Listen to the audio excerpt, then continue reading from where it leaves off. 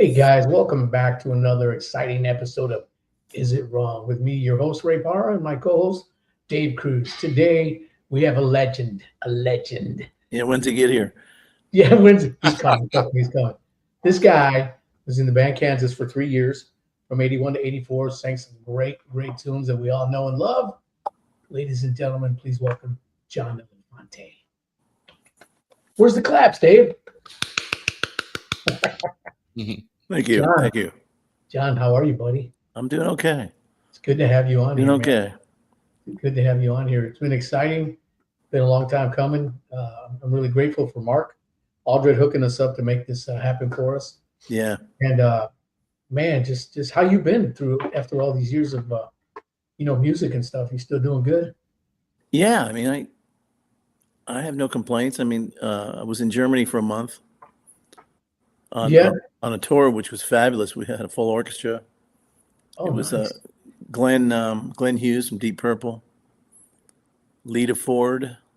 Oh, wow. And a guy that was with Boston for a long time, Fran Cosmo, and then Randall Hall that was with Leonard Skinner for a long time. Yeah, you just did something with Cosmo in Vegas or something, too, didn't you? For Mark, some kind of special show or something? Not that I remember. I thought he was telling me you guys were doing something. But Mark says, hey, John. Oh, hey, Mark. Ralph Ventrella, Kansas, great band, one of my favorite bands. My brother loves you, bro. Right. Ralph Ventrella, he's a great guy. I mean, he's on every one of our shows. But John, so you were the frontman for Kansas from 81 to 81 to 82, it's actually right? Closer to 5 years. Was it 5 years? Close. All right. And then which ones did you take any Carry On Wayward Son? I'm sorry, I said again. Did you take any part in writing Carry On Wayward Son or any of them songs or no? No. If I did, I'd be in the Bahamas right now. Oh man, just chilling, right? I didn't have anything to do with it. Kerry lived with us. Yeah. Guy's a genius. I did see seen this video of you singing it right here. Once I rose above the noise and confusion, just to get a glimpse beyond this illusion. I was soaring ever higher, but I flew too high. Who is that guy? Who is that guy? Hey, how about that outfit, huh? Dude, you know what's how about that fro? Hey, what about it, man? Me and what's his face in Journey? Yeah, man. Yeah, Neil Schon. Neil Schon. Kind of look like brothers, man. His was bigger than mine, though, I think. Yeah, I think it was. You know, the first time I seen that, you know what the first thought in my mind was? Wow, somebody who could almost sing as good as me. Have you seen the whole thing? No, I haven't. You got to see the whole thing. I didn't watch it for 15 years after we made it, or longer. Really? Why? I just didn't like the way I looked on camera. I didn't like, the way I looked, period. And I just sort of boycotted it, I boycotted myself. Really? Yes. And then I went back and watched it, and I went, this is good, man. Dang, bro. This right here, these moves right here.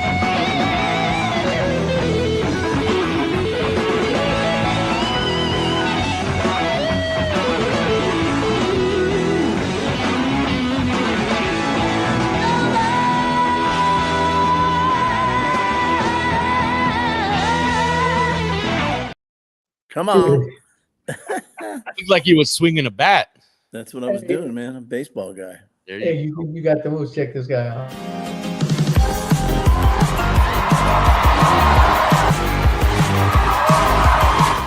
Of course, he can't sing like you. Hey, man. With my knee, I couldn't do that if all the money in the world. Let me ask you something. So, watching that video right now, does that put you back in that moment again? Yeah. Like, what does it feel like? What are you thinking when you watch that? I mean, it looked like a massive. You know what? crowd. You know what, guys? While I was doing it, I didn't think anything. I just thought, I'm doing my job, and I want to make sure I do it right. Don't Really? screw up, sort of thing. But when I watch it now, it amazes me that I was fronting the best band in the world. Incredible. Yeah, incredible, man. I mean, that's why I encourage you to watch the whole thing, because it's I mean, being on stage with that band, with that power, because I was with all the original guys. Yeah. Aside from Steve Walsh, all the original guys. There hasn't been another singer that's joined them since it's been with the original guys. And that Really? band was so good. Man, what was it like touring with them guys? I'm sorry? What was it like touring with those guys? Strenuous, because I have to stay up real late. You know, you do the after show deal. And then you have a real early flight because you're playing in a college town. So you got to, that's just no direct flights. You're doing a connection, 6:30 lobby call, 5:30 lobby call. Oh, going to Dallas, and then we're going on to, Omaha or something like that. And I just I never got enough sleep. yeah. How old were you right there? It's about 24 24. Wow. or 25 there-ish. Oh, yeah. I don't know what that was with the balloons, man. That's so weird. Okay, anyway. The Yeah, I was balloon. going to ask what's with the balloons. Yeah. I just was sitting here, and all of a sudden, like, these balloons came up on my camera. What happens if you do this? Oh, You that. get a thumbs up? See. So you get a thumbs up on that? Oh, maybe not. These MacBooks, Sometimes it's the other hand. you got to, I don't know, they get like lightning and all kinds of weird stuff. Anyhow, There it is. Did it come up? Yeah, it came up over on this side here. Awesome, man. Awesome. So, John, besides being a writer, producer, and you and Dino started a studio, Pachyderm Records, and you signed a lot of bands on there. And you want to talk about any of the bands you guys had on there? I know you had Fear Not, X Sinner, Mastedon, Guardian, The Brave. Well, you know them all. I think we had a lot of great bands, man. I mean, we did. We had a good time making those records. A lot of talent, good people. Yeah. Bandland's a little strange sometimes. Yeah. There's differences in opinion, musically, as you know. Oh yeah, totally. But I got to say, man, you know who Rick Beato is? Rick Beato sounds familiar, but Rick Beato he's got about 6 million people subscribing to his channel. Wow. On YouTube, and he has interviewed everybody in the world. I mean, we're talking, McCartney, we're talking Sting. I mean, everybody. And he does this musical podcast he does a couple a week. And he just did one, which pertains back to what you were just saying about these bands. Where have all the bands gone? Mm-hmm. He did a comparison of the 70s and mid-80s that 82% of the charts were bands. And then he brought it up to nowadays, 2%. That's why he titled his podcast, Where Have All the Bands? It's true. How many bands do you see on the charts anymore? Yeah. None. It's all solo artists. Usually the ones that are charting at the top, there's no real true talent there. Elvis Blade, what's up, buddy? I think he read off like 20 and one. There was one band. Yeah, that's crazy. And not only that, and now you have all this AI stuff. And I had some guy send me some music the other day. He's like, hey, so I kind of wrote this stuff, but I had an AI sing the vocals, and he sent it to me, and I'm listening to it. I'm like, that sounds like a real person singing that. Oh yeah, it's crazy, man. It is crazy. You almost can't tell the difference. No, you really can't. There's if you watch it close enough, there's something a little creepy about it. Yeah. As soon as you realize in your mind that these are not real people, it just sort of creeps me out, man. I'd much rather see somebody sing a little out of tune and hear some. Yeah, man. Yeah, especially because it's sung so perfectly. The emotions there, and you're like, how can a freaking computer have human emotions? Right. It doesn't compute, right? Well, think about it, guys. There's going to be a new Beatles record out before we know it, right? They're just going to analyze everything the Beatles ever did and McCartney, and they're going to put it on an 11-song, whatever format. Mind blowing. It's going to be a new Beatles record. You're going to see a new Rolling Stones record when they're gone. You're going to see a new Grateful Dead, whatever. It's going to happen. Like they did with, I think the first one they did that was with Michael Jackson, wasn't it? After he died, they had a performance of him. I forgot what he called it, hologram or something. Oh yeah. That's a little different than AI, actually. Oh, is it? That's a little it's a little different. What was I going to say? I think they've done that with Elvis, and somebody just told me they want to do that now with Ozzy. Now that Ozzy's actually retired, Really? Yeah. Wow. It's like, why? Why? They can. They just take a couple of really good pictures of his, and they make him come to life, and Yeah. it's unbelievable, man. AI is scary. They can clone people's voices. Oh yeah. Yeah. Hey, Sonny Carver said, I bought everything from Pachyderm, even the country and rap stuff, even though they weren't my favorite style of music, because I knew it would be produced well and sound good. Thank you, Sonny. Thank Dude, you. I can tell you, everything you guys have done sounds great. And like I was telling you, Dino's producing our new Worldview record. Wait till you hear that. Him and George are just doing a fantastic job, man. Fantastic. Yeah, he's talked about it a lot. I just haven't heard it. Yeah. Dean said, speaking of the Beatles, research about Paul McCartney, he is not the original Paul McCartney. 60 years of deception. What? Do you hear about that? Okay, here's the thing. Supposedly back in, I think it was the mid 1960s, I heard about this too. Paul McCartney, the real Paul McCartney, whatever, was in a car accident and died. So they got this look-alike, you know, Come on. they take his place. Oh yeah, Do you really believe that? No, I don't believe that at all. You remember Joe English? Yes. Joe English stayed at his house for 2 years in his guest Yeah. house. Yeah, He was dead. Who was he staying with? exactly. Yeah.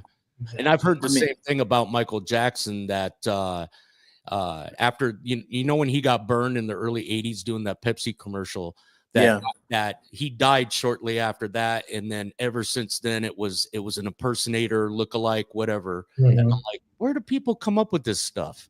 Yeah, Rod said they did that with Randy Travis too. I'm sure they've done it with Prince. Yeah, that's crazy. I mean, it's I think people it's wishful thinking. You know, what if Michael Jackson were still, maybe he's hiding somewhere? Yeah, Just like Elvis, you know, people see Elvis at the Kroger all the time, right? Yeah. Mark said here in Branson, we did a Buddy Holly hologram show with a live band, but didn't go over. It didn't go over. Hey, Mark, I wonder why. Mark, you're in Branson? Dude, I'm like half an hour north of you, man. I'm in Nixa. Wow. That's cool. Hi, John, big fan. Rob Baxter. Ralph. I heard that too, Dave. Yeah, that's so crazy, Dean. John, I'm sorry. It's all right. Oh, you do know, but, you know, I'm losing my memory. Speaking of losing my memory, you ever forget your lyrics on stage when you're singing? It happened one time with Kansas. Just once, that's it? They started, and I came up with I still don't think the band knows it to this day. I'll imitate what I did with my phone. Okay. I mean, they're starting Dust in the Wind. This is a true story. They're starting Dust in the Wind, right? Uh-huh. And in my mind, I'm thinking, first line. I couldn't remember it. Oh my gosh. I just drew it. This is the only time. You just asked me if I've ever forgotten lyrics. It was the only time. And when I was supposed to come in, I went, oh, your mic wasn't working. Oh, So nice. he runs me out another mic, and they just kept, kind of circling 12 back mics on later. the opening riff, and I by that time I remembered the lyric. Nice. Pretty good recovery though, huh? Dude, I remember we had a show we did, and we were having issues with Bruce's guitar, and then we're a metal band, right? We don't play songs like "Come Sail Away" and stuff like that. So the keyboard player starts playing "Come Sail Away," and I start singing it, and I forgot the words, and this is what I said. I don't know the words. Some happy, some sad. I dream of childhood friends and the dreams we've had. You nailed the vibrato. Oh yeah. Anyway, yeah. There you go. We used to Oh, sing Throw a man. Cat through that vibrato. Dude, you know when you and I sang on that album for Dino, for Larry Dean, he played me your track before I even did mine. I'm like, gosh, man, he has such a unique voice, such a great style, Thank you. I just love it, man. Dave's laughing. We must have some good comments. Come on, Dave. What do we got? What do we got? Just check this one out from Ralph. I saw Elvis hanging out with ET. That's good. Hey, phone home. That's a good one. Oh man. Hey, let's talk a little bit about Petra. You helped Petra kind of get a boost in their careers with was it with your producing or what was your connection with Petra? We produced 7 or 8 records. Yeah. Didn't you start with Beat the Street, right? Was that the one you started with? Beat the System was the record right before John Schlitt came along. Okay. And then what was that singer's name? He was great. I mean, stepping in his shoes was almost like stepping into Steve Walsh's shoes for John Schlitt. Oh yeah. Greg Voles? Greg Voles was Greg great. Voles, yeah. Oh, dude, love that guy. I love his voice for years, man. And then, CG, right? so when we started producing Petra, Bob Hartman, the leader of the band, was already in California, and Dino and I said, well, yeah, what are we going to do? We don't have a singer, man. I mean, we started the record without a singer.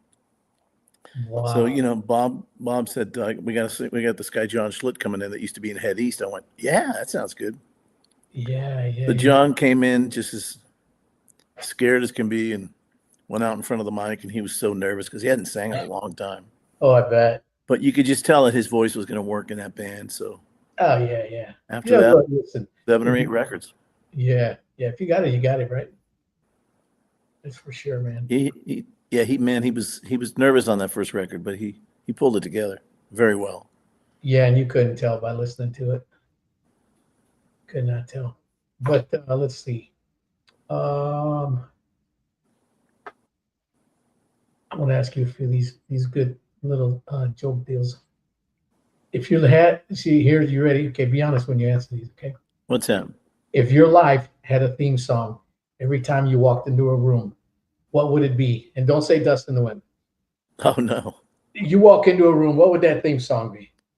Lean on me when you're not strong. Come on, baby. Yeah. I'll be your friend. Love that I'll song. help you care. It's so simple. I mean, anybody could play it on the piano. Oh, yeah, man. Well, not anybody. I can't. You'd be surprised. It's 2 fingers. Dun, dun, dun, dun. You're probably right. Dun, Okay. dun, dun. All right. What's the weirdest thing you ever signed for a fan? I'm being honest. Cheek, a hand, breast, arm, leg, toe, A back. a back, like a Yeah. big back piece. John Elefante was here. Yes. Back. Wow. That's That's the only thing that comes to mind. Oh my gosh. Did you write John Elefante was here? That would have been too long. Yeah, he just wrote John. If you could hear it, it would say John, right? If you and Dino had a restaurant, what would it be called? And what would the specialty dish be? Fratelli's. Fratelli's. We Is that call like it Fratelli's. a family name or something? No, Fratelli's means family, doesn't it? Weren't they the bad guys in the Oh, Goonies? Italiano, yo no sé. Yeah, they were the bad guys in Goonies. Yeah, the Fratelli guys. Oh, yeah, there you go. We'd call it Fratelli's. Main What dish was would the have to specialty be dish? chicken piccata Ooh. with a side of fettuccine. Oh yeah, fettuccine alfredo. Ah. Maybe, yeah. Yeah, you like regular with the regular sauce, right? I'll eat either. You gotta throw some chicken and broccoli in there too, man. Absolutely. Yeah. Or gnocchi, man. I love gnocchi. Oh yeah, I like the way gnocchi. everybody mispronounces that gnocchi. Do you like that gnocchi stuff? Gnocchis. Uh. Yeah. Yeah. Hey, have you ever used a Kansas song to get out of a speeding ticket or anything? John Elefante. No, but I was pulled over once. I was going from a gig to another gig in the hometown of Rush Limbaugh's brother, David Limbaugh, and I got pulled over halfway. Uh-huh. And I had CDs with me because I was going to sell merch. And he looked at it and he goes, he knew that I'd sang with Kansas. He let me go. Oh, there you go. Just be careful. Just, watch your. I mean, Yeah. literally the speed limit went from like 65 to 30 in just a snap, Yeah, and you're probably, hey, you want me to sign that for you, man? I gave him a CD. Yeah, that's good, man. Danny Martinez said he just saw you with Voices of Rock radio. Yeah, Voices of Rock. That's who I'm touring with a lot. Yeah, man. Heck, I'll Yeah, be with- Mark was part of that, right? Mark. Mark Aldridge. Oh yeah, he had a big part in our show that we did in who was it? Buffalo Run was a casino. Okay. I forget where was that. Mark, help us out. Mark, yeah, he really worked hard to get us that gig, and it was a great gig. Yeah, that's awesome, man. Hey, so Metal Muse Mouse said, question for John: how was Mastedon started? And it's still one of my favorite melodic albums from the '80s. I saw live footage. That band had a lot of members, right? Can you tell something about that? It really only had 2 members, Dino and I. The closest thing to being a member was Dave Amato. Really? Wow. From REO, Speedwagon. Mastedon was a culmination of a lot of songs that I had written for my solo records. Mm-hmm. And we came up with this idea after we laid down, or I showed a lot of these ideas to Dino, and then he jumped in and helped me finish the songs and stuff. We said, why don't we just do like a compilation record and get many different singers? Yeah. And I went, this is stuff I wrote for my solo album. He said, well, let's just do like an Alan Parsons thing. Oh yeah. That's kind of the inception. And we started calling in players, Palacios and Amato played a lot of guitar and sang a lot of it. That's great. God rest his soul. From The Brave, what was his name? Oh yeah. The singer just passed away. Yeah, man. What a voice, man. No doubt. He was a singer in The Brave. He sang a song. Cool. Just lots of the guy from X Center. Mm-hmm. Yep. That was his name, Dave Robbins or something. Yeah, Dave. Elvis Blake said my favorite John Elefante song was "Room with a View." Yeah. Home with a View. Yeah. Was it Cool Home? song. Yeah. Oh yeah. Hey, by the way, I was talking with Larry Worley. He said when you guys did his the Fear Not record, he was doing an acoustic piece, and he had mentioned that he wanted a mariachi band for a certain part of that song. And you said, well, what are you looking for? He said, well, just some mariachi, da da da. And then him and Dino went out to lunch. When they came back, you had written it, recorded it, and tracked it and everything for him, and pretty much left it the way you wrote it on the record. Is that true? I don't remember that. I have the original version of that right here. Hey, Yeah. baby, get my soul. There you go. Yeah, I remember it now. I remember it now. Yeah. No, but he was like, yeah, man. He goes, Dino said, let's go out to lunch. We came back, and there it was, man. I was like, wow, that's impressive. That is impressive. Yeah. Maybe man. I missed my calling, man. Yeah, well, maybe, man. Maybe. You never know. There's still time for you, brother. Hey. He said, how about a trio? Danny Martinez, Ray Parra, and John Elefante. Come on. Let's do it, man. Let's do it. Have you ever heard Danny Martinez sing? Do you even know who he is? No.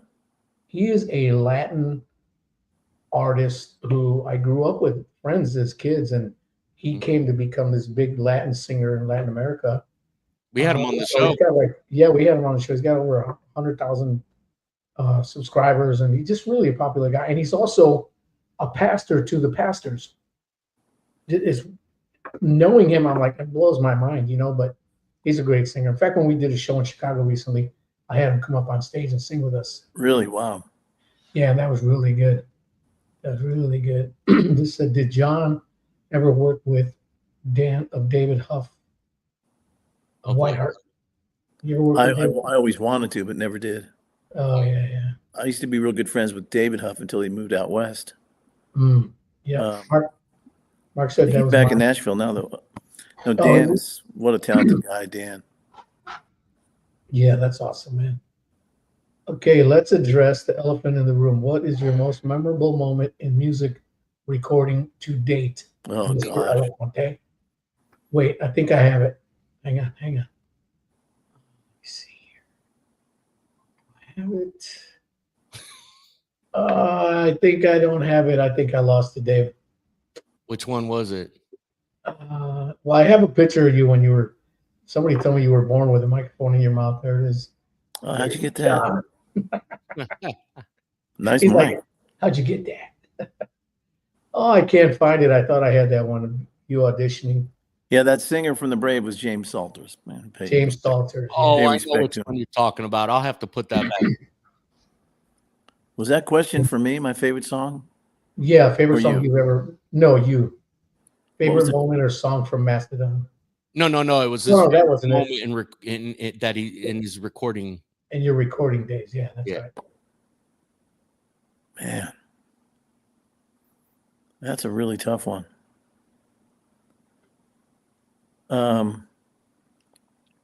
There was a song on one of my solo records called Defying Gravity. Mhm. It was the lead-off song. It was called If You Just Believe. Just the way it came together, I think, made it so special. Oh, that's awesome. And Steve Marcantonio was engineering it. He's a popular mix engineer in town here. Mhm. And he did a rough mix as soon as we finished the song. I mean, it was like a one-take deal, the whole band, no overdubs, except for my vocal. That's great. And I sang it, and he did a rough mix, and that's what made it on the record. We tried mixing it and mixing it and mixing it and mixing it, but his original mix just had so much intensity and so much passion. So that and it's got a great message. Yeah. If you listen to the chorus, it's just every day, you know, the word of every day we should live what is in that chorus every day. Pursue righteousness, faith, love, and peace. Mhm. Just a really inspiring song. That's awesome, man. But you know, I really should give you a song that's not what you asking it to. My favorites are Karen. Thank you, Liz. I probably should come up with a song that wasn't my own, though, huh? Yeah, man. We did this thing with Larry. Let's do something. Me and you. It's just too hard. There's too many things I like. I like on the same level, you know. Yeah, I don't yeah. like one any more than. And I always listen to music because I fly a lot, and I listen to music when I'm on a plane. And I'll have different tastes. One day I'll listen to, for instance, Five for Fighting. You've ever heard them? Oh yeah, I've heard of them. Yeah. I mean, the guy in that band is so talented, man. John and Dronzak. Sometimes I'll listen to that. Sometimes I'll just listen to some obscure stuff. Mm-hmm. And then sometimes I'll just listen to some Beatles or Supertramp or Supertramp. Oh man. you know, my taste kind of goes all over the map. Yeah, yeah. I'm kind of like that. Bryan Adams. I mean, I like some of his old stuff that Mutt Lange produced. Yeah. Hey, Danny wants to know how you keep your voice in shape. There's really no regimen. I mean, people ask me what I do to warm up, and usually I just do a sound check and sing a whole song. That's my warm up regimen. And wash it down with some Italian food. That's the worst thing. You probably know, Ray, you can't eat a big meal before you sing, can you? Bro, I never eat before I sing. Did Never. you say, Ray, one time you had like some real hot and spicy before going to sing? And okay, so our first time we ever played Immortal Fest, Dorn gave me, he had this bag with the hottest potato chip challenge. Oh. And he gave me one and I ate it. And I'm like, all right. And I ate a second one. And then 10 minutes later, I'm on stage singing. Man, was I paying for it. It was not good. Of course, I had two bands, and I had just played the set with my first band the night before. So this was the second band the next night, and it just wasn't good. Not good. That was not the best thing to do. No, man, I learned my lesson. And then recently we did a podcast on here, and it was called. I'll be right back. All right, cool. Yeah. Recently, we did a podcast, and it's called "You Ate What?"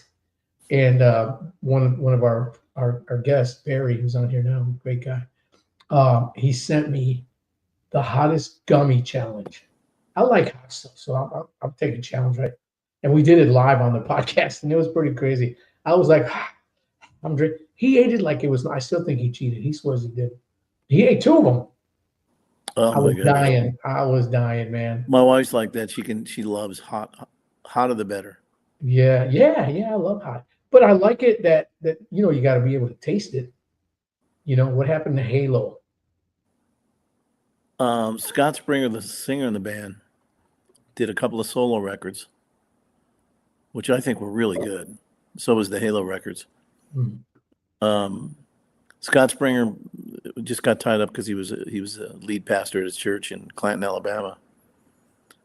He was just too busy. I mean, when you're a pastor, you don't have much time on your hands outside of pastoring. Right. Yeah. No, that's true. One of the finest people I've ever met. aside from you, Ray.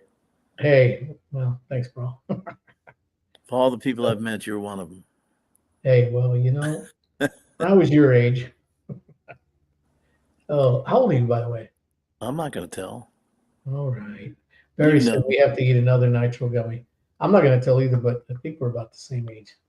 I'm 27. I'll bet anything I'm older than you. I bet you're not. Or if you are, it ain't much. Come on. How old are you? 62. I'm 67. Are you really? Yes. All right, wait. We're going to celebrate you. This is going to be you and your birthday party. Shut your trap.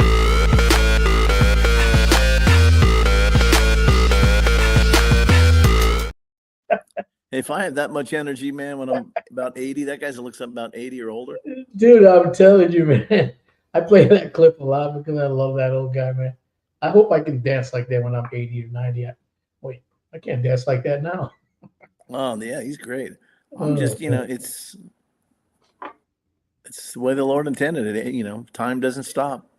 Yeah. Hey, do you have a song or a couple of songs that are really misunderstood lyrically, or when people listen to it, they're kind of like, what's up with that? Anything in mind that people just really misunderstood about any of your music, whether yours or with any artist that you've done?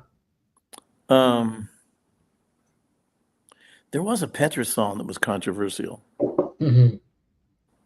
And I forget which one it was, but I used to get asked about it all the time, and so did Bob Hartman, who I believe it was either something they wrote or something they recorded.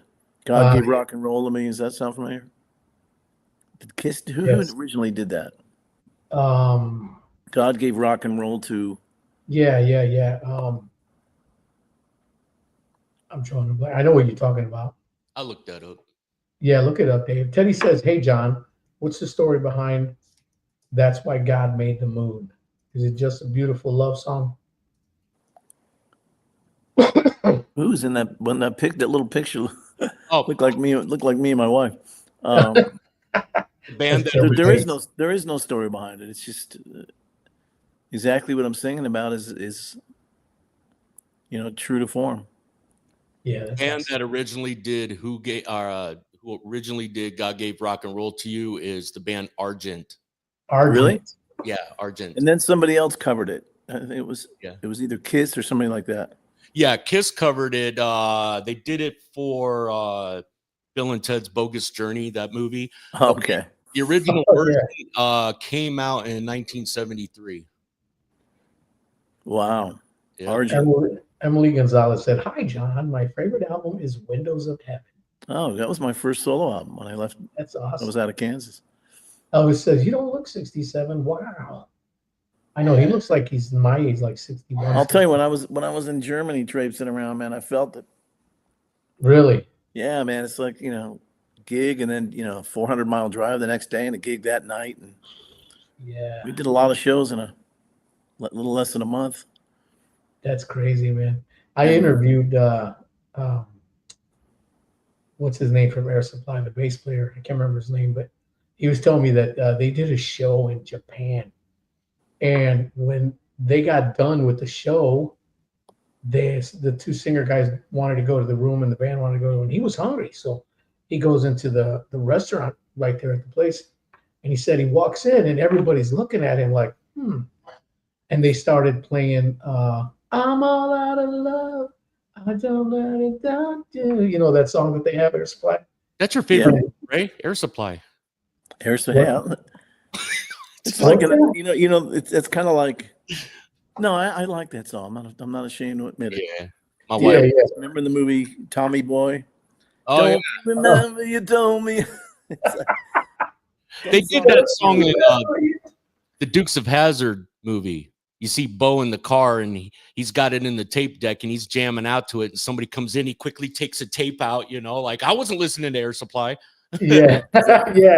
Yeah. Like Love it. what was that artist, man? That, Yeah, Robbie, it was Kiss. Kiss for sure. Yeah. Kiss, yeah. The Puerto Rican Kiss. Oh, then Petra, then Kiss. Okay, I thought it said the Puerto Yep. Rican Kiss. Petra covered it too. Yep. Anyways, yeah, man. So, John, you work with so many artists and stuff. I have a really good question for you. Let me see. I've worked with a lot. You have like how many artists do you think? A bunch. Well over 100. Oh wow. Wow. Any one of those artists stick out the most to you? Like, wow, I really enjoyed recording with this artist or recording this artist, or I love recording with John Schlitt, man. I mean, he just, because I was able to totally be myself with him. I didn't have to tiptoe. You know what I mean? oh yeah. I would say, that, you know, I'd hit the talk back and just say, John, that stunk. Wow. Try it again. So he just got so used to me hitting that talk back going, try it again. He'd hear me, come on, try it again. But he would work and work and work and work and not complain. Wow. He'd come out of the vocal booth, he's just all red and sweating, and he's like, I got to get a little fresh air. There's some artists that we recorded that I really thought were going to make it really big. I mean, Greg Long had that kind of talent. Wow. And this young gal, Nikki Leonte. Didn't happen. Yeah, I mean, Nikki was fantastic. I mean, she had that Mariah Carey thing going. Right. And she had all the right stuff. Thanks, Matt. Yeah. Oh, that's great, man. You know what's neat is I told you that Dino is producing the new Worldview record with George, and Dino. When I first met Dino, I didn't know how to read him, and then I got to know him, and I love the guy, but he's a ball buster, man. He's a pusher. You know, I'd sing a part, and he'd be like, maybe try this, you know. Then I'd sing that part, and I'm like, yeah, I think I nailed it. He's like, try it again, but try this, you know. And he really took me from this to this, you know what I mean? By pushing it, as I listen to the songs now, I'm like, my God, man, he really drew it out of me. I knew it was there. I know I can sing, but Dino really brought something out of me that maybe I didn't realize that I had, you know what I'm saying? And it was pretty cool. I really enjoyed it. You see, I never let Dino sit behind the console when I was doing a vocal. You didn't? No, never. I would do it myself in the control room with no engineer. Wow. And just I would do all my own punch-ins and stuff. And then I would play it for Dino when I was done, and he would just make blanket comments. Yeah. You know, or I thought I had a really good vocal. That's cool. And like God Made the Moon, young gal brought up earlier. Mm-hmm. The first vocal I did, Dino loved it. Everybody loved it. And I kept beating that dead horse for months. So I must have sang it 50 times. But he would like do the opposite psychology and just say, "You can do better." Yeah, that would be his comment. It's good, but you could do better. Yeah. And then I would, you know, make some snide remark and leave his office and slam the door. And what would I do? I'd go back in the control room and do it and try it again. Do it again. Yep. That's awesome. And you did a little bit of acting when you were a kid too, right? I think I got a clip here.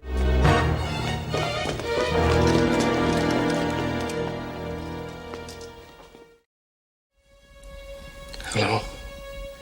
My name is John Elefante. You killed my father.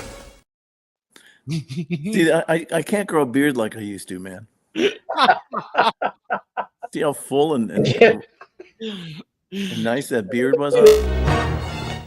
Your mustache. Wow. My name is John Elefante. That was actually Dave that did that voice part. Yeah, I did that. John Elefante. Have you seen any of these memes with the babies? I have, bro. Oh, it's so funny. Yeah, they are. They're just I like the video clips. I saw one recently. Somebody did Chris Farley as a baby. And he's like, living in a van down by the river. We're actually working on a Mark might be involved. It was my partner in Voices of Rock Radio just told me about it. It's a what was his name in that skit, Dave? Oh, Matt Foley. Yeah, there's like a Matt Foley convention at Sandusky, Ohio, No kidding. and everybody, all the Tommy Boys and the Matt Foley lookalikes, and everybody comes to this convention. Oh my And god. they want to hire a band, so we're talking to them about it. What a trip that would be, huh? That would be Yeah, awesome. man. Let's go. Let's go. There you I go. watch Tommy Boy every time it comes on, man. I can't. Oh yeah, absolutely. I can't not watch it. Did Yeah. you eat a lot of paint chips as a kid? No. Yeah. Why? That's gonna leave a mark. That's good. Danny Yeah. Corey said, "Good evening, Ray, Dave, and the incredible, talented John Elefante." Ray, got did some- you have a question for John? Something about movies? Movies. Remember? Movies. You were gonna ask. I was gonna tag on to that. You know. Yeah. Come on. You don't. You want me to If- ask? No, I got it. Go ahead, and ask me, Dave. I got it. I got it. If someone ever made a movie There you go. of you Yeah. and totally got it wrong when casting you, who would be the person that would be the wrong person to cast as you?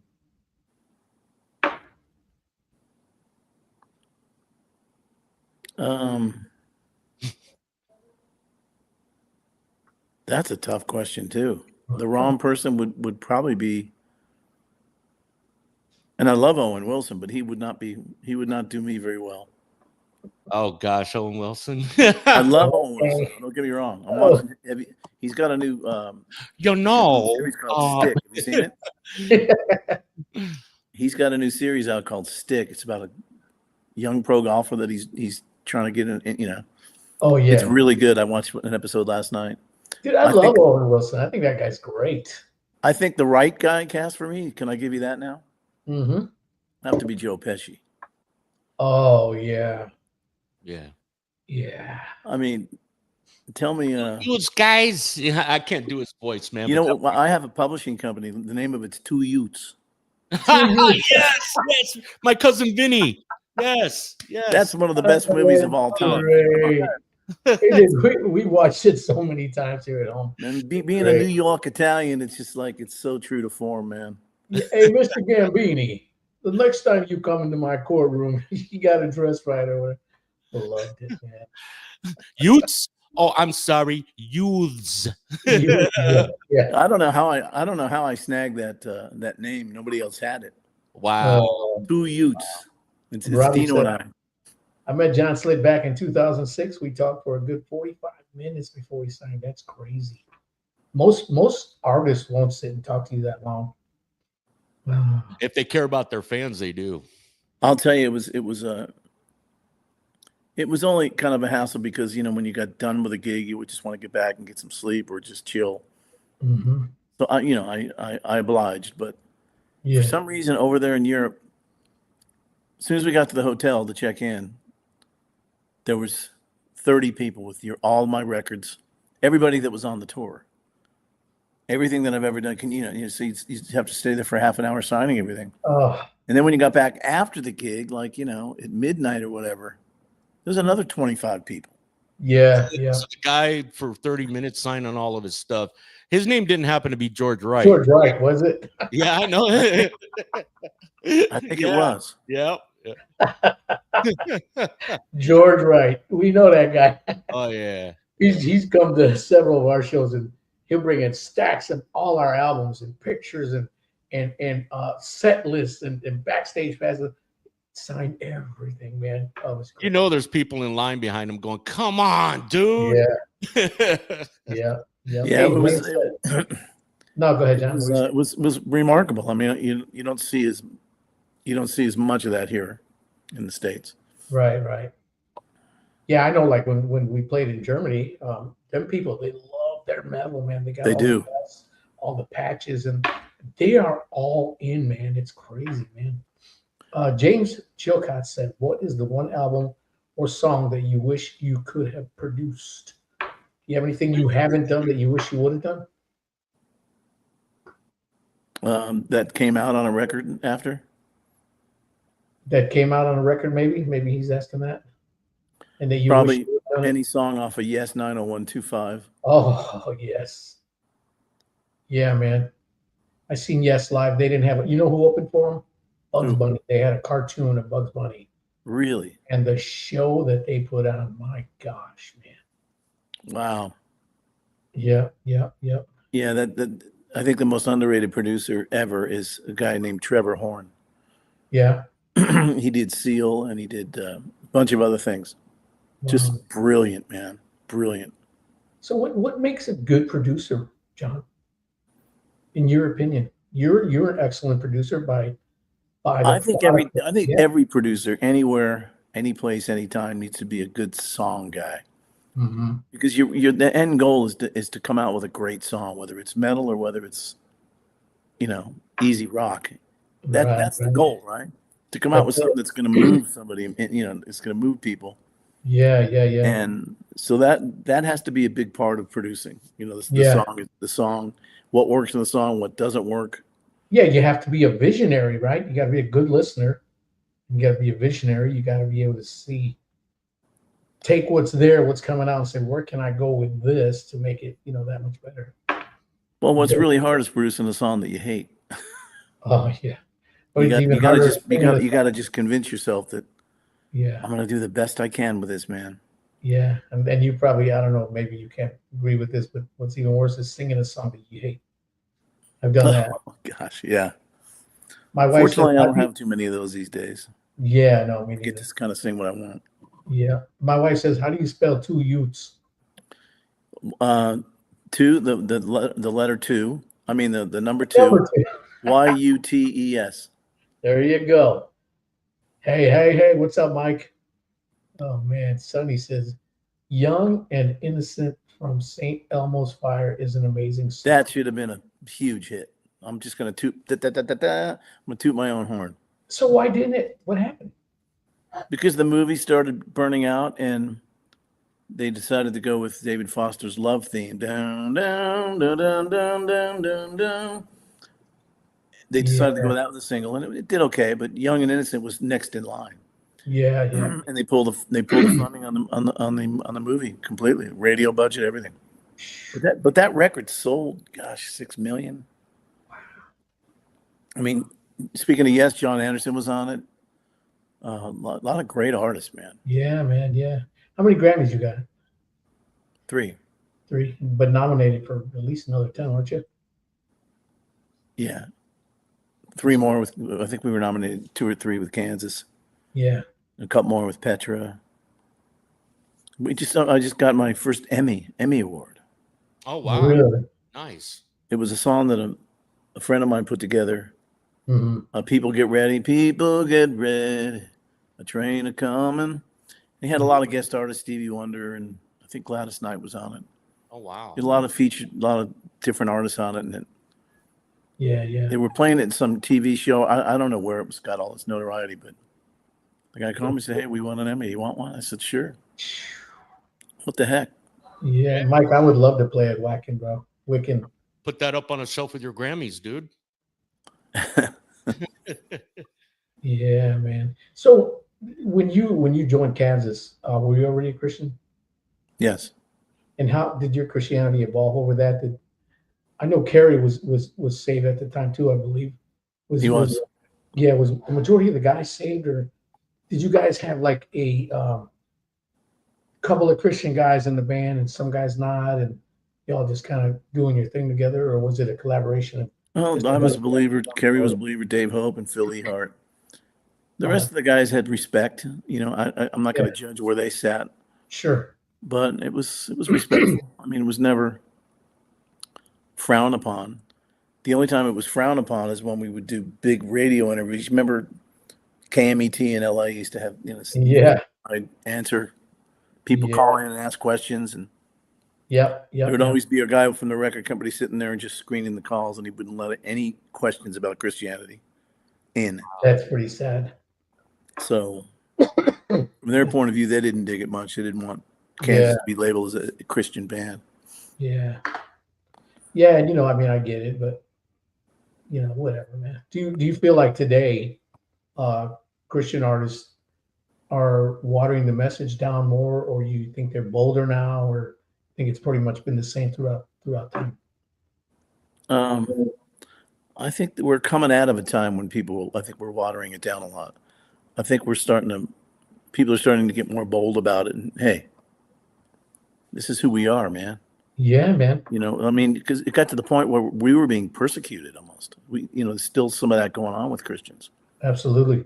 And I think we're coming out of that a little bit, which is nice. Yeah, yeah.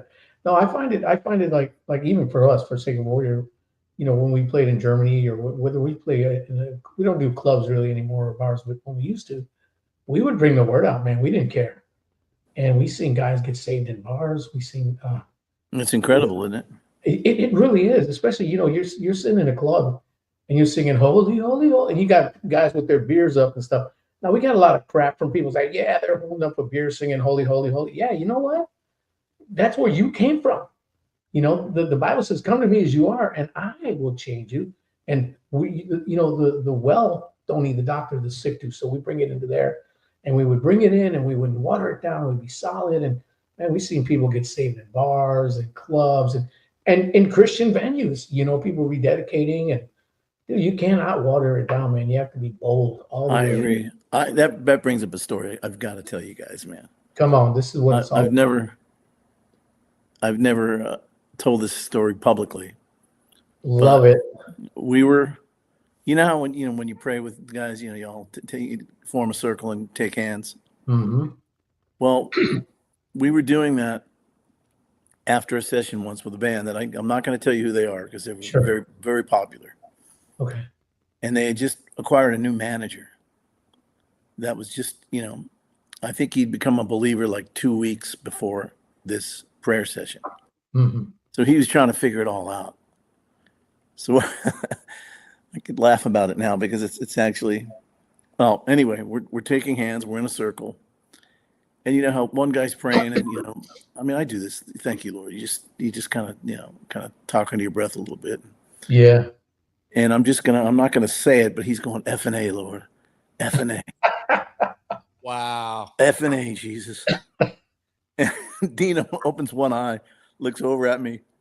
Did he really say that? Oh, boy. But you know what, man? Lovable guy. The guy was just trying to find his way, man. Yep. And Christ was probably bear hugging him, right at that moment.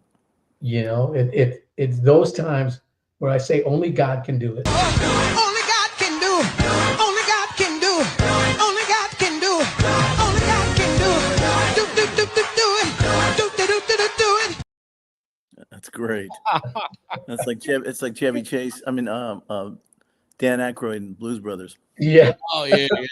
But what were you saying, Ray? I didn't mean to cut you off, buddy. No. That's a great story. I love it. No, I was just saying that we never cut it down. I'm seeing more and more bands open up more about the Lord and not really for years, like you said, we've been persecuted, but people didn't speak about it as much as I think they are doing it now because we've learned, when you're with a group of people and they want to talk smack, they want to talk about their stuff and their beliefs and this and that, but we can't. Come on. So if you can do it, I'm going to do it. Mm-hmm. I get offended when you talk cuss and smack and this and that. So if you get offended when I'm talking Jesus, praise God, man. Praise God. So. Well, yeah, that means it's touching something that is deep. Yeah, man, absolutely. I'll tell you, before I was saved, shortly before I was saved, the Res Band was coming to town. Mm-hmm. And this is before you were saved? Before I was saved. Oh, wow. I was about 19. What the Res Band, something happened to their PA system. Mm-hmm. Oh, I know. The church was supposed to supply one, and they didn't. And they had a lot of people coming to the show. So somebody, I don't know how they got a hold of Dino and I. They said, do you guys have a PA we can borrow? So we loaded up the PA and brought it down to this church and set it up. And I stayed there during the show because we were going to load the PA up after the show. And it was, I don't know if it was in between songs or at the beginning. But anyway, who's the main guy in Res Band? Oh my gosh. My memory's getting I bad. know him. He's like a great brother, great friend of mine. Glenn Keitzer. Glenn Kaiser. Thank you. Anyway, Glenn starts preaching, man. And I was like John Belushi in the Blues Brothers when he went doing the handstands down the aisle in the church. Yeah. It just lit me up, dude.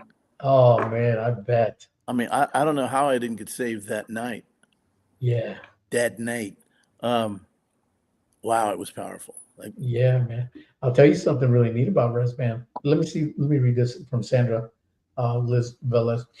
She said, "Hi, Ray. I've always loved John Elefante's voice. It's clear and distinct. I can identify it anywhere, as can we all, for sure.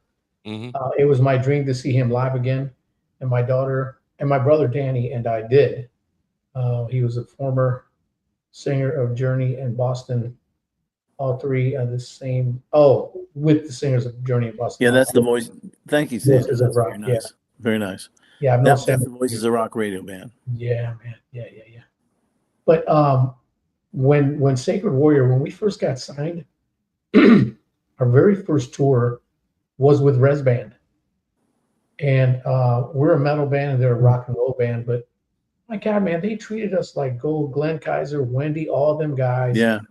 Just great examples of how the body should treat the body.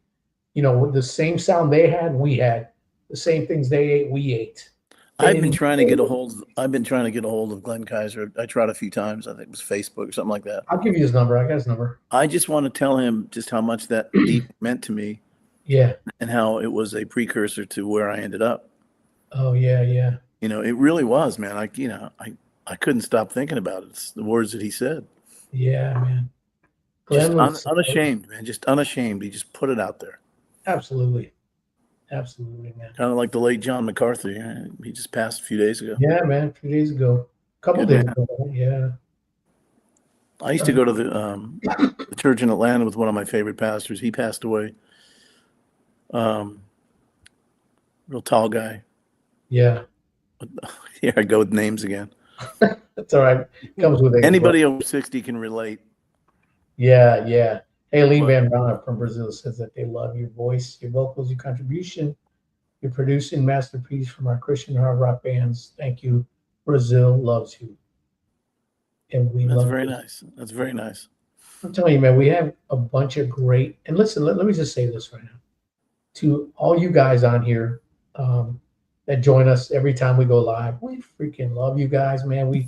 We're so blessed by all the comments, all the people, all the support we get, and all the love that y'all give us for our guests. This is a lot, because when we get guests on, it's so you guys can really get to know them, get to know the inside story. You know, we don't ask a lot of the same, how'd you get started?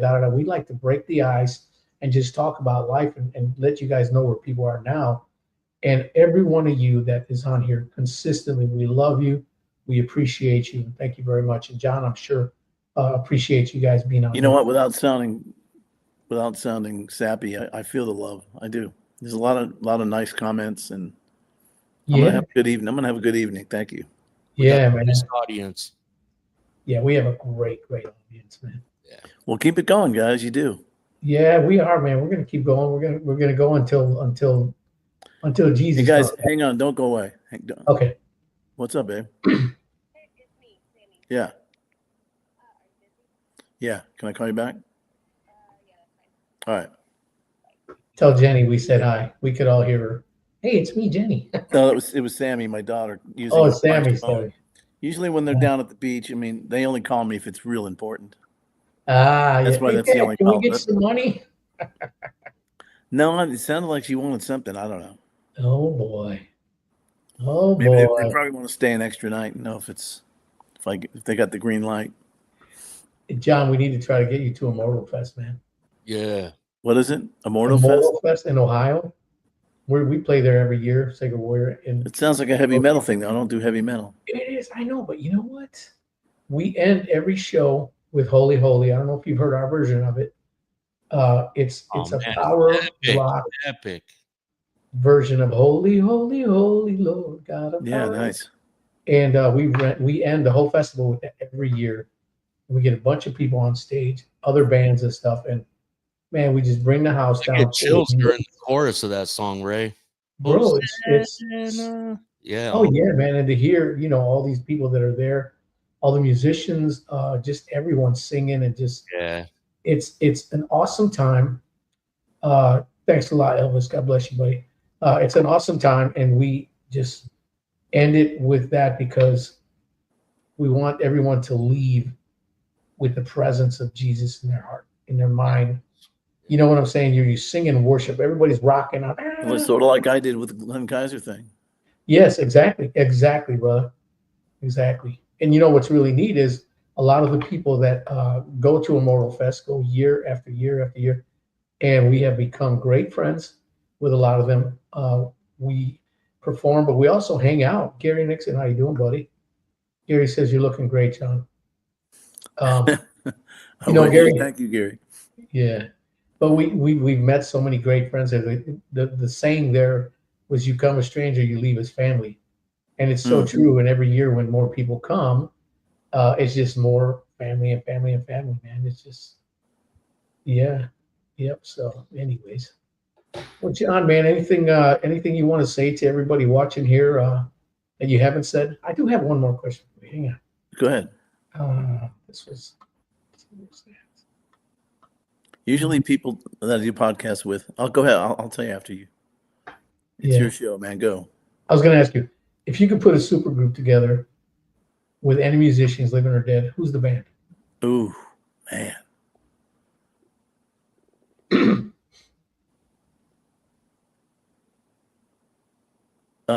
Drums would probably be Kenny Arnoff, who's a good friend of mine. Mm-hmm. Bass would be the late Chris Squire. Have to have two guitar players. Oh, of course. One would probably be Joe Bonamassa. The other one would have to be kind of a metal guy, like Steve Vai or somebody like that. Or keyboards. Greg Fillinganes, the best studio. Well, he's great. Greg Fillinganes is. Yeah. Toto, Steely Dan, all that stuff. Oh yeah, man. Probably a band, that not a lot of super well-known names, but just some of the best players in the industry. Mm-hmm, yeah. Oh, that's awesome. Hey, Brian Carmen. He's got a podcast too. Good one. Hang on. Wait. What were you going to say? Sandra's right. That's what Mastedon was. Exactly. Yeah. The only constant was Dave Amato, who I still talk to all the time. So he's going through a rough time with that whole REO Speedwagon thing. Oh, yeah. Yeah. Yeah, I hate to see when bands just split and they sue each other and it gets so ugly. Oh, yeah, like the whole thing with Journey. Yeah. It's just get in a room and patch it up or go your separate ways and talk nice about each other. Yeah, Journey, Queensryche, Kiss went through a thing too. And just so many people, man. Yeah, these bands, you got guys on different buses. They go on stage. All Oates is they're going through a horrible, horrible lawsuit. Are they really? Yeah. Wow. I didn't even know Daryl and John lives in town here in Nashville. Oh, wow. But, you ever watch Daryl's House? Yeah, I have. Love that show. It's great. Oh, yeah. And drink some water there, Ray. Get rid of that cough, man. I need to take my Triactin. Here. You take your Triactin today, John? Here, man. Oh yeah, here, pour me some in here. Thank you. Honey, could you get me a water, please? John, did you take your Triactin today? Yeah. You know what Triactin is?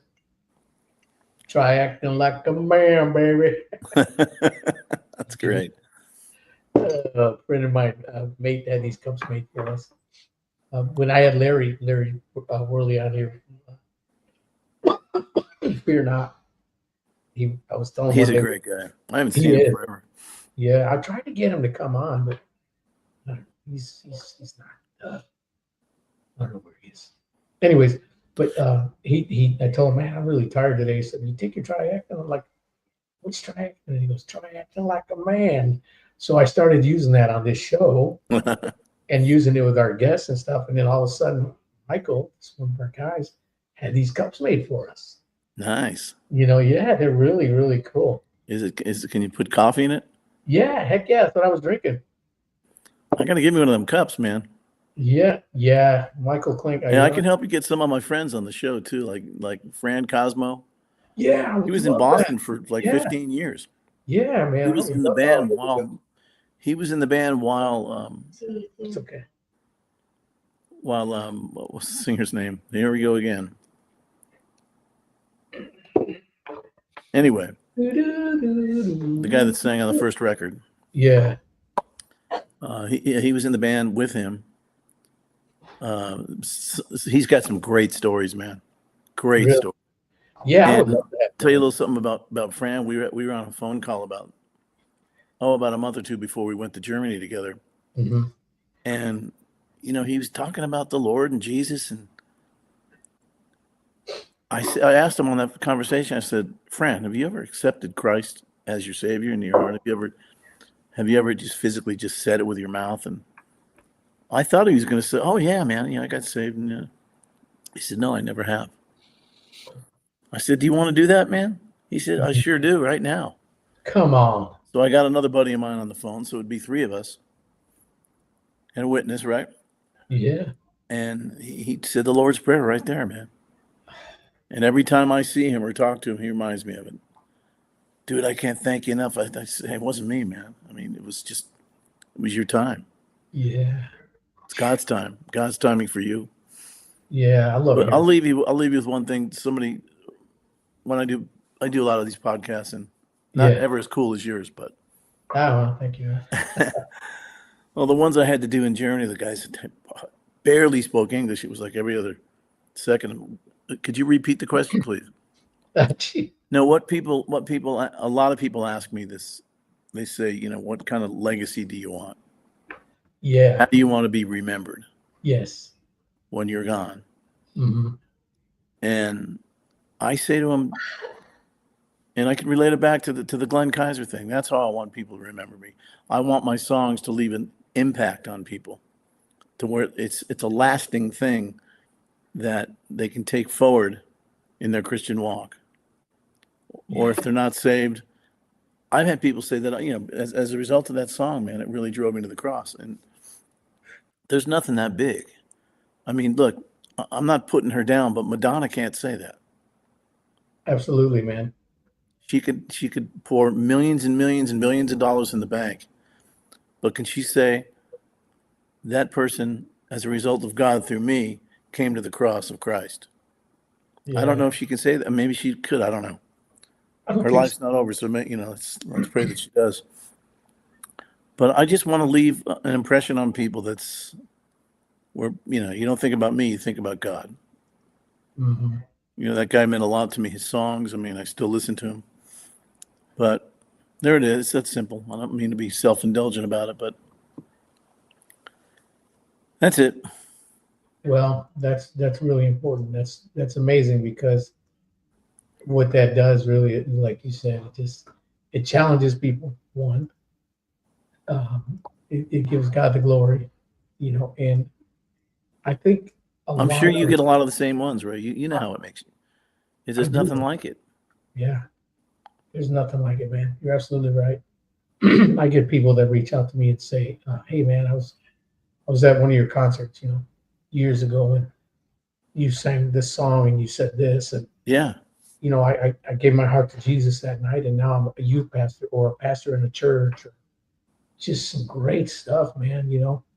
And then when I look back at all the Boston stuff, not Boston, I'm sorry, your stuff, it's like, you hear the songs, you hear the lyrics, and you're like, yeah, they gotta be a Christian band, And at the time when I was listening to your stuff, I wasn't saved. But Kansas was ministering to me. There's you know what I'm saying? And you don't even know it, but it's a cool thing. It's kind of come full circle, where you were ministering to me, Glenn Kaiser was ministering to you, and you know what I'm saying? It's a pretty cool thing. I didn't get saved till 1985, but I'm sold out for Jesus. You never know when God's going to do something, man. Absolutely. It could have an effect on somebody that's the last person there that really just wants to shake your hand and get your autograph and pray with you or whatever. Yeah. You could change a life that easy. Yeah, It's man. not me that does it, as you know, but That's it. That's it, man. It's all about Jesus, man, for sure. I agree. For sure. Well, man, I appreciate you guys having me on, and John, we had a great time with you, buddy. And we all you guys watching, man, like I said, we love you so much. And thanks for all the love and all the questions for John. And remember to share this. It'll be, on Facebook and YouTube. John, I'll send you the link after it's done and stuff. But just really, really awesome hanging out with you, John. And just having fun, man. Having fun. And like you said, you can hook us up with some other people. That singer was Brad Delp, by the way. Brad, yeah. Yeah, he was a singer for Boston. Yeah. What a voice, huh? Oh my goodness. One of my favorite classic rock bands. Yeah, man, no doubt. And John, just I hope to see you in heaven someday, man. And when we meet each other, we'll be doing Shut your trap. we just love you, know, Jesus. That's great. That's really great. Well, John, thanks again. And guys, remember, share, like, and subscribe. And we love you guys. And John, hang in there for 1 second. All right, buddy? Okay.